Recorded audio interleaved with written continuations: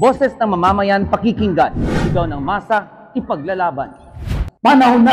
Panahon na! Panahon na! Para marinig ang boses mo! Speak out!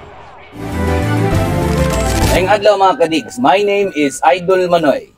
Og kini inyong higala si Attorney Moki Remitio. And I'm Genevieve Roldan. This is the Speak Out dahil panahon na para marinig Ang boses mo! Alright, karong adlaw mga higala, among gikidnap ang atong tatay. Atong tatay diri sa probinsya sa Cotabato. Kay of course, well, it is obvious man gyud no ato mo ginakita attorney. Atong bisiha gyud. Busy kayo. Di ginato siya mabira-bira ba anytime. Ato aging gadtuan din siyang bahay. Oh, okay na ni mga paringgob. Dili ka presko. Yeah. Salamat sa inyo na lang pagkaon. Well, anyway, nganong nato to diri? Well, obviously because one of the supporters and a good friend ni Tatay Digong is Manny Piñol. Yes, and in behalf po sa ato ang grupo, the Central Mindanao for Philippine Sovereignty and the Rule of Law Movement, na unsay atong slogan? Tatay Digong, we will bring you home. Promise. Promise. Alright. Okay. So, karon kita gani sa ato ang pananaw. Wa man gani tay kabang kaagan kinsa gyud si Tatay Digong, pero nakita nato iyang legacy siya. Yeah. Karon swerte ta kay naa gyud si Paringgob. Yeah. Kay di pa ni sila politiko, kaila na sila, no? Magkaila sila. Somebody who can give a statement about Tatay Digong because nag-uban gyud sila. Yes. Like physically, sige sa sulihan na because he was once a Department of Agriculture Secretary, one of the cabinet members of Tatay Digong. Naglagot man gani ta sa ilang paghimo, pagkidnap kay Tatay Digong, unsa nakahaang amigo. Correct. Yes. And yeah, speaking of that, gusto na ko pangutanon first and foremost, unsa kadako ang impact ni FPRRD sa imo Paringgob? Well, ingno nato nga wala man ko maili siguro sa national scene. Wala man ko na madala ang akong advocacy sa national platform kung wala ko i-appoint ni President Duterte ng Agriculture Secretary. Yeah. Para sa ako, that's something that I really value. Because right now, when I speak about agriculture, people listen. Because I was brought to the national consciousness by President Duterte. And people listen to my advocacy right now. And that I owe to President Duterte. Yeah. You see right now, Paringgob, na people are so much affected, especially here in Mindanao. They're enraged about what happened kang Tatay Digong. Even I, when I was listening to your message last night about the people getting angry about what happened, I was teary because I felt that. I felt what you said, na he brought about real change, especially here in Mindanao. Actually, the last time I saw the former president was late last year. Yeah. Nagkita mo sa airport, of all places, comfort room pag yun, nangihimi pa rin. Pagka kita yan sa ako, pare, kamusta man? Okay na ko, sir. Yung sa plano mo ko, wala sa mag-farming na lang ko. Sige niya, ayo. Gatungkod na siya. And actually, as you all know, wala pag-igor plano balik sa politika. Pero mo lagi ito gisultin ako nga, I really believe that my decision to return to politics actually was providential. It was God's will. Like kung wala ko mubarog siguro by 2028, kung mudaog sila usab, we will be forced to support a candidate who had caused all of these problems and troubles for the country, including the impeachment of Sara Duterte, the exile and incarceration of the former president in The Hague, and of course the economic difficulties that we're facing right now. I first met Rodrigo Duterte in 1992. Presidential campaign 1992. He was running for mayor. And you are? No, I was a civilian. I was working for President Ramos. I was his close-in writer. Then at that time, President Ramos was running for president. Digong was running for mayor of Davao. So gipadto ko ni FDR kay then Vice Mayor Duterte. And I joined one of his campaign sorties. And we did not really engage right away. But when I became governor of North Cotabato, that was when our engagement really started. Because if you remember, itong mga panahon nga to, grabe ang problema nato sa terrorism and drugs. Yeah. So most of these problems actually emanate from this area, ang atong area. So since I also had my own network of informants and intelligence agents, I kept on feeding him with important information na when I plan to bomb Davao City, and I plan to transport drugs to Davao City. And somehow we became very close. Yeah. When my youngest son was baptized, giduulan ako siya. Ko, Was he already the president? no. Not yet. Okay. Mayor. Mayor. Si Ayman 24 years old na si Ayman. Okay. Oh, this was 24 years ago. 24 years ago. So, giingnan ako siyang ko, Mayor, pwede ka ba magninong sa akong anak? And he was the only ninong. Wanay lain. Really? Isa na po ninang si Daisy Puentes sa South Cotabato. Oh, yeah. Okay. So, that started the relationship. Pagkasal ni Dr. Krista, nahibo po siya ninong sa akong anak sa kasal. And dili magyud mi ingana ka close, as in really close, like in the degree of closeness of Bingbong Mejaldia or Bongo. I was just a friend, no? Yes. Pero somehow, as early as 2013, after I lost the elections in 2013, nagtanaw na ko in the political horizon kung kinsay pwedeng maging presidente.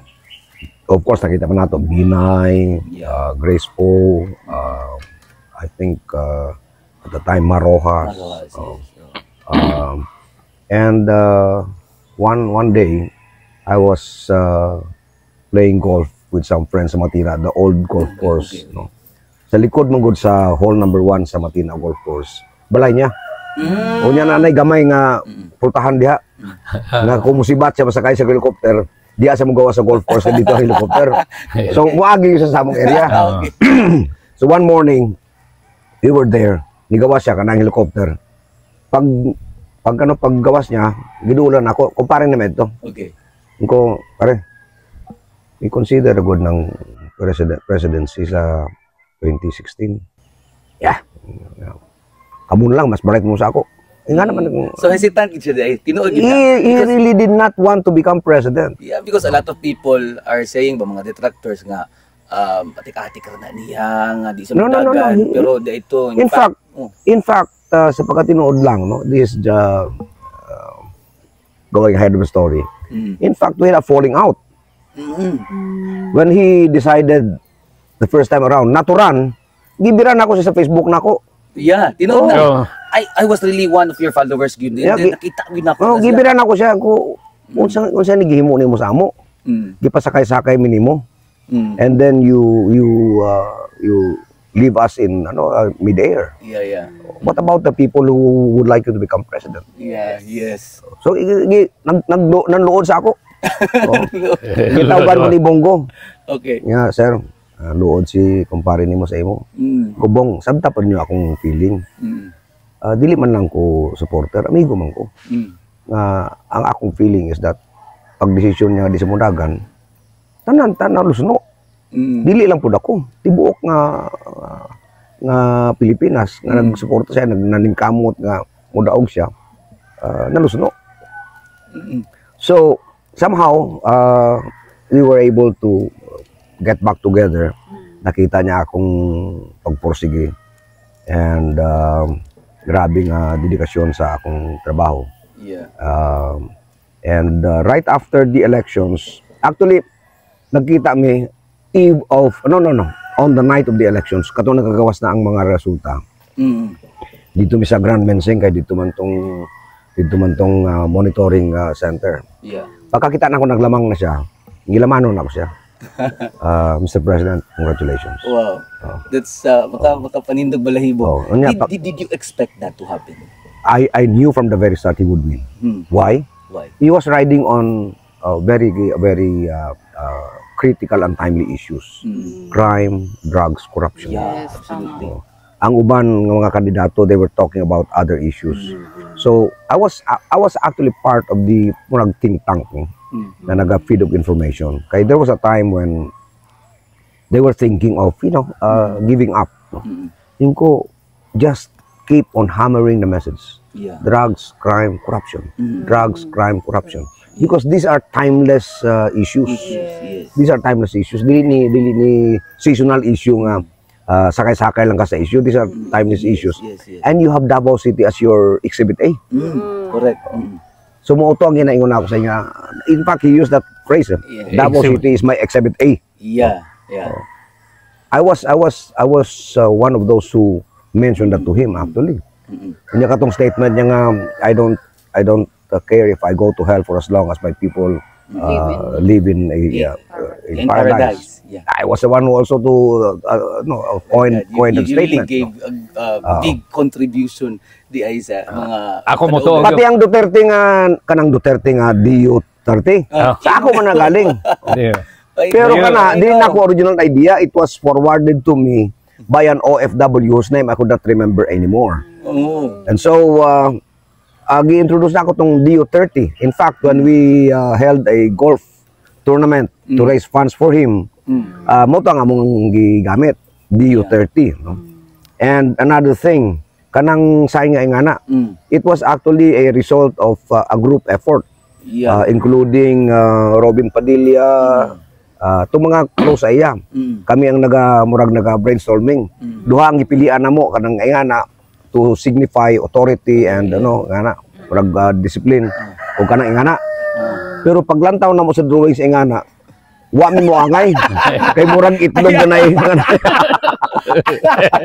Ani gawas murag. Sorry bastos ha. Oh, yes. It's okay. Ingon na mo, para man itong titi na may bayag. Huwag na lang ito. Ang nigawas ka na. No. That's the story of that Duterte feast. Yes. You made mention about kini bitaw corruption, drugs, and the other criminal Crimes. mga crimes. Yeah. We saw that it was eliminated. Not totally. Let's say 80%. Yeah. But let me continue my narrative. Okay. So after the elections, wala kong pagkita 1 week. 1 week. Then gipatawag ko sa iyang opisina sa Davao tong enclaves karon. And I was there. He was receiving visitors. Nagstorya mi ni Bongo. Nya giingnan ko ni Bong, sir, kung hatagan ka og pwesto, kung sa may gusto nimong posisyon. Well, ngano Bong, apil ako sa pan. Mga point. Oh, sir, apil ka. Original So, ba? sorry to cut Gob ha.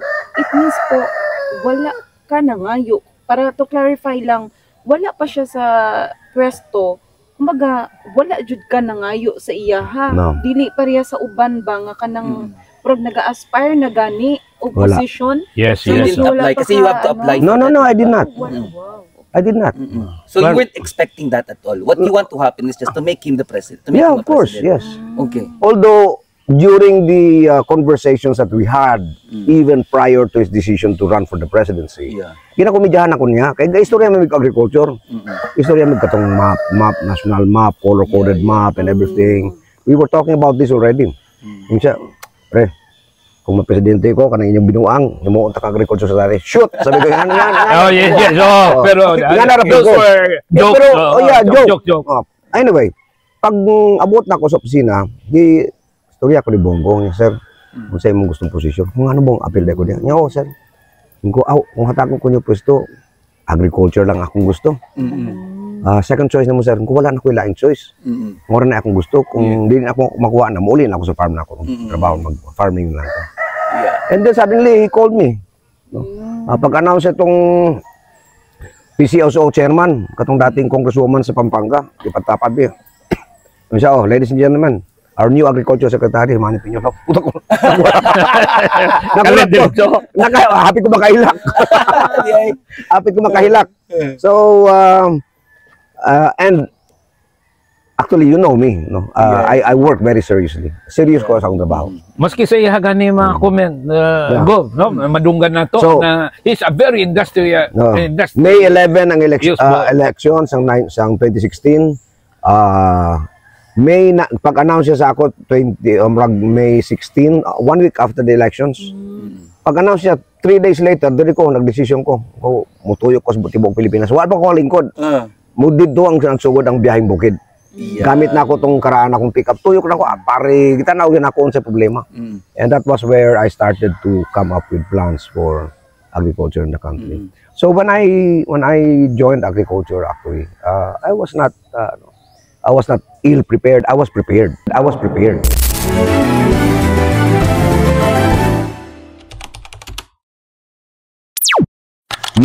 Pag-announce siya sa ako May 16, 1 week after the elections.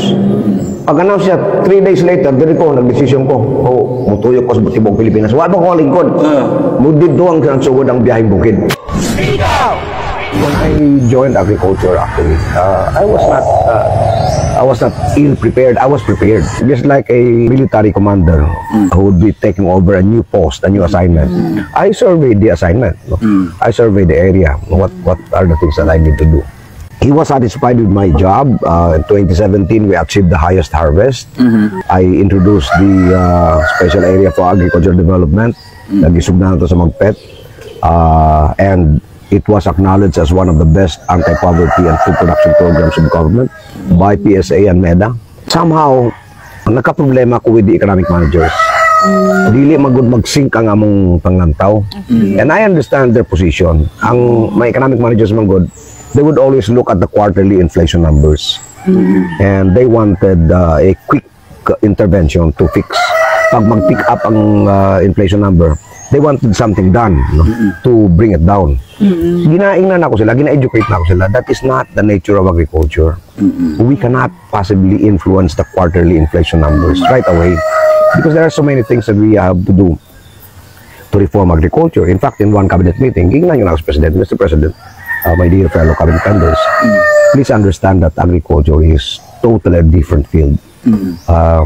Reforms that we will implement may not even bear fruit during the administration of this president. But we have to do it because agriculture is intergenerational. It's not about having food on the table today, tomorrow, or next week. It's about having food on the table of the next generation of Filipinos. So moto nga akong pasabot sa ila. And I was already leading to that, no. Galing lang nag-away mi ni Dominguez, who was the most powerful secretary. Pero okay na po kayo ngayon. Hindi. We're not. Galit pa rin ako sa kanya. Yes. I'll go to that later. Okay.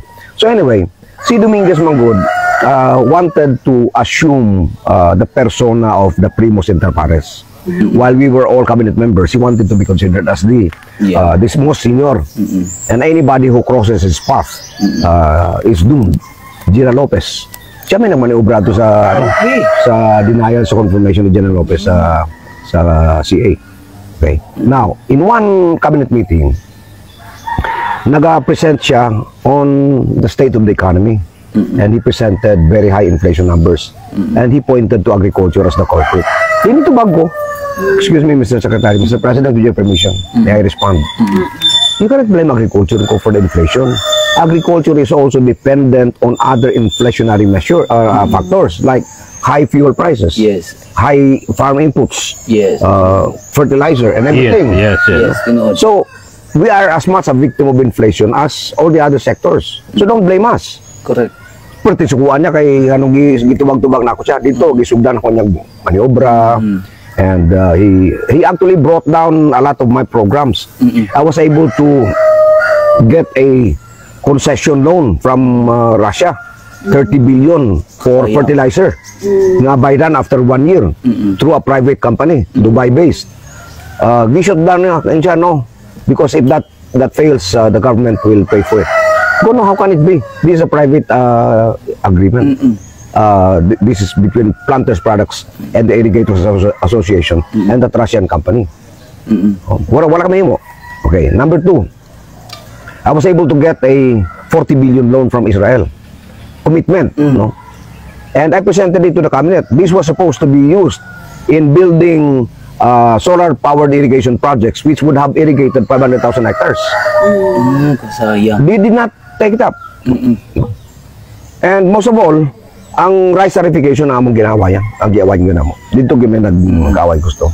Because while I was not against importation per se, ang iuna ko sa ila, you cannot let go of the rice industry because it will fall into the hands of the cartel. Yeah. The moment government lets go of the supervisory and regulatory powers over the rice industry, we will be played by the rice cartel. They will monopolize everything from the importation to the selling to the marketing and even the pricing. Is it possible po na 90% of our rice is import po? No.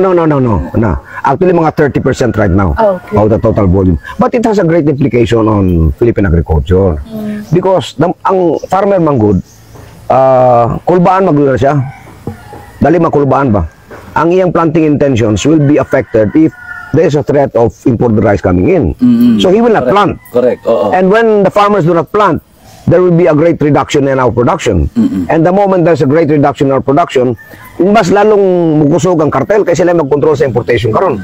And at the end of the day, ang atong rice industry, as it is now, will be controlled by the cartel. Yeah, that is something, parang go ba nga, people, ako as an ordinary person, do not understand why do we have to import rice from other countries when the Philippines is an agricultural country. Yes, there's a long answer to that. No? Yeah. Kasi ako, ordinary mga tao, I don't really understand. And also, yung isang promise ng ating actually hindi ko yan presidente. Sorry. Well, 20 pesos na bigas. Hindi po talaga siya pala posible sa panahon ngayon. Let me answer that later. No? Sige. Let me just proceed. Suspense. Okay. Let me just proceed. No? So, anyway, sa dihang nagapangka namin, nabanggaanay namin, ginaintriga na ko ni Dugues kay Digong, kay President Duterte. Okay. I-fire daw ko, kay nagwarta daw ko sa NFA importation. But you have to remember, even during the rice crisis, kanang ginaingon nila nga, during my time down, about og 70 ang presyo sa bugas. At one point, yes. But that was a time when the NFA was not under me. Okay. That was September of 2018. NFA was still under the Office of the President, Office of the President Advisor on Food Security. OPAFSAM gitransfer dito panahon ni Pinoy. It was not returned to the DA.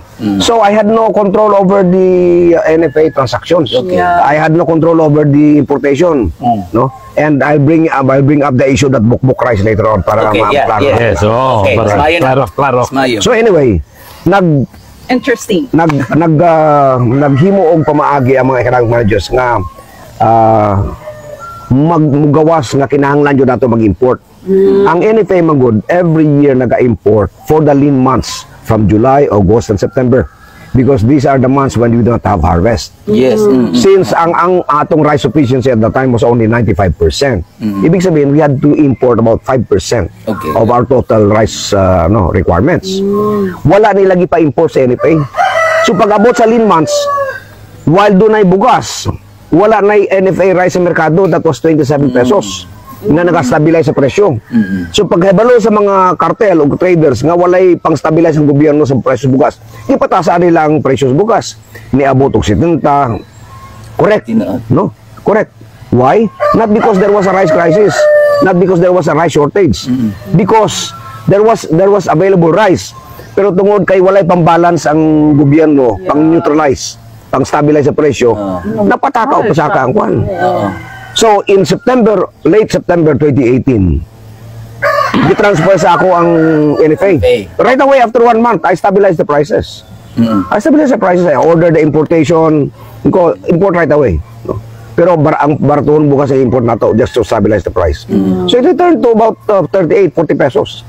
So, katong nag-spike was an artificial rice crisis created purposely to justify the approval of the rice tarification law, which was approved the following year, March of 2019. Now, let me go back to that bukbok issue that they're raising against me. Okay. They make me look stupid, no? Okay. What's the story about this? August 2018, dili pa under sa DA ang NFA. I wasn't even a member of the NFA Council. Okay? Nag-import ang NFA o bugas gikan sa Thailand. Pagabot sa Subic, pag-inspect sa quarantine, nakita nila bukbok. Not really very many. No? But you have to understand what bukbok is. Bukbok is rice weevil. Yes. It is, rice weevil is to rice as ants are to sugar. Yes, yes, yes. Okay? Ibig sabihin, kung naay bugas, maski mais, nagyo na bukbok. O na bukbok. Oh. Kung naay asukal dia, nagyo na bigas. Bigas, Okay? correct. Now, there's nothing unusual about that. There are two ways of doing that, of handling that. You fumigate or you wash it. Ang ilang proposal was to return the rice to Thailand, which was impossible. Kaya di na daw ito sa Thailand. And the other option is to burn the rice. Kasi no. While I was not involved in the importation, I told them, no. You will be wasting food. Correct. When I was young, when I was raised in a poor family. Na may bukbok ang among bukas society. Tinuod What do we do? Ugasan man lang na muna. Manglutang bukbok kilabay. Dili man na poisonous. Because that is in fact a normal insect sa tanang grains. Okay? So hugasan lang dong agon. Gipakita nako kung this is how you do it. This is bukbok rice. Okay? We wash it. And then gipadungag nako and then I said, hey, look, I'm eating it. Dito ko nag-isyuhan nga, ginapromote na ako bukbok rice. Which is of course stupid. No? Yeah. That was not the context of my presentation. My presentation was, do not waste rice simply because naibukbok. Because we could still save it. And, you know, it could be consumed. Yes. Nothing harm. Kailangan naman imuhang Hindi mo sunugon. sabtan good pa rin gubay. Wala mo gud na experience. Yeah. No, precisely. And it was actually the yellow who twisted it. No? Yes. Sila Sharon Cuneta, yung pa sa interview. Ew! Kung sa man tao niya. Okay, wa man gyud sila kabaloon sa kanabuhi sa silong o sa mga So, mag-uuma. kini actually, that scheme nga ginahimo nilang bukbok rice daw akong ginapromote. Part of a pattern.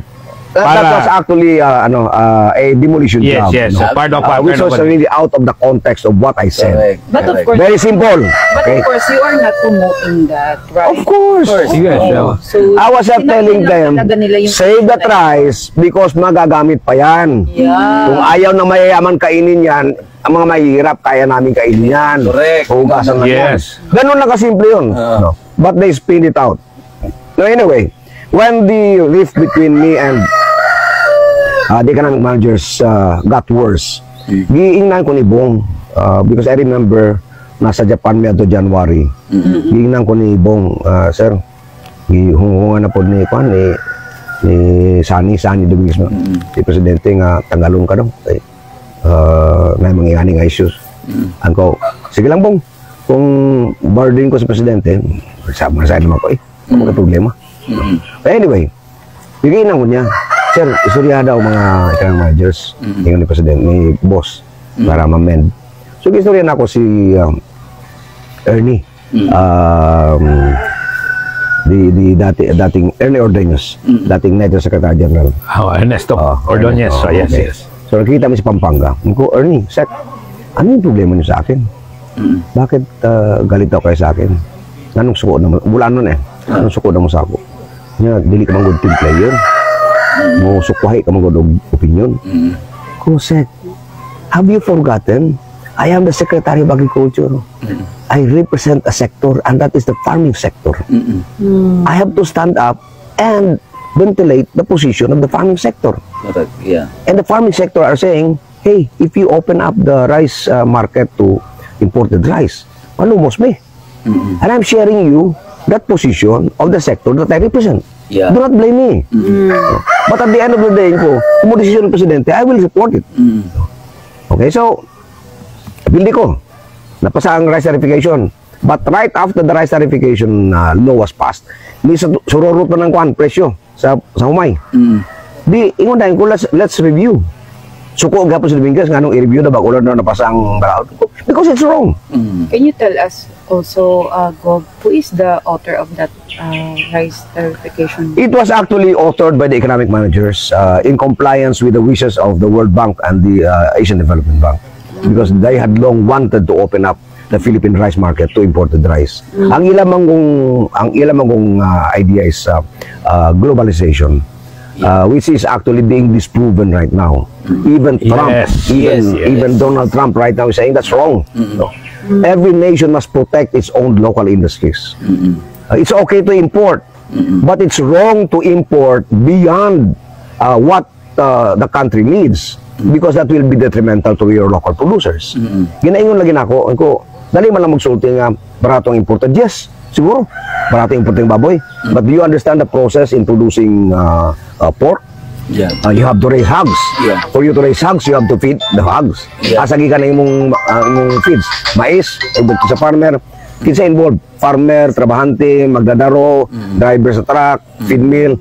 All of these people are involved in a production chain, which, if you decide to import, they will be lost.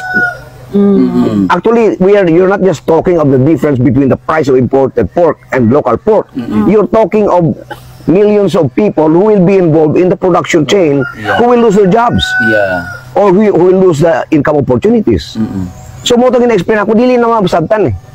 They cannot see the point that I was trying to raise. I'm not saying that I'm better than them, but I'm grounded. But that's correct, Gob. Kasi ang tawag niyan is negative ripple effect. Yeah. Negative. That's 10 times the effect. Of course. Oh. Pero kung local lang imong source, ang tag-iya sa baboy nga palitan nimo, mupalit na ang trabahante na, mupalit og mga ano dia, beer, bugnaw, so on and so forth. So the effect, yung tatawag yan, yung mocking ripple effect in the community. Now, if you import, will that community enjoy the benefits? No. In fact, you'll be depriving them of the opportunities to make money. That's as simple as it is, no? Galing lang, dili na masabtan. Ay muna ko sa ila, dili mag-bright. I was schooled in a rural school, but I understand my street economics. I'm grounded. Because you experienced that. Of course. You saw the people experiencing that. Nakita mo tayo kanina.